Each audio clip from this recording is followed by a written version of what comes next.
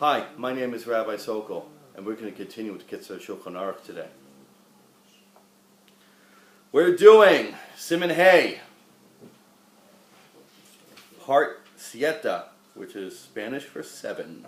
Soa Yevesha Kokach.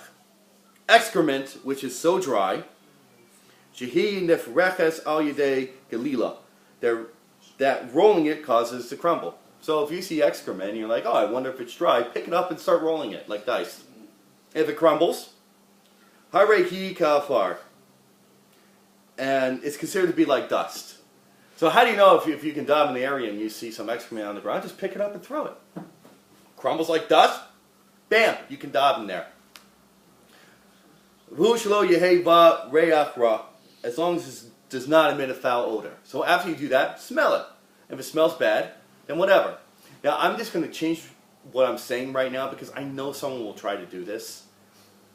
Okay? This is on the internet, and people who are on the internet, sometimes you get wackadoos. Yeah, you know who I'm talking about. And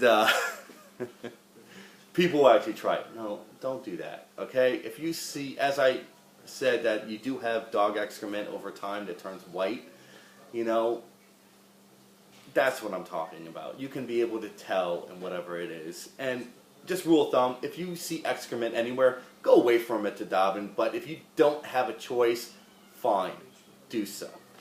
Or if you realize later. Avo, however, im nikrosha mechamas hakor. If it froze due to the cold, all right, we don't really have that problem here, but on the East Coast, this is a problem, and I actually seen this.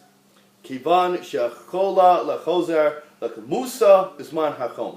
Since it can still return to its original state when warmer weather comes, Aiden shein soa leha. It still remains the status of excrement.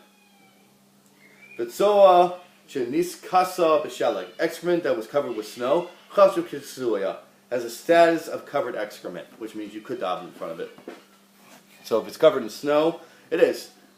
I mean, back in the old days, people would come home from work and they would walk and they would meet up in the field to daven, and that's where they would daven.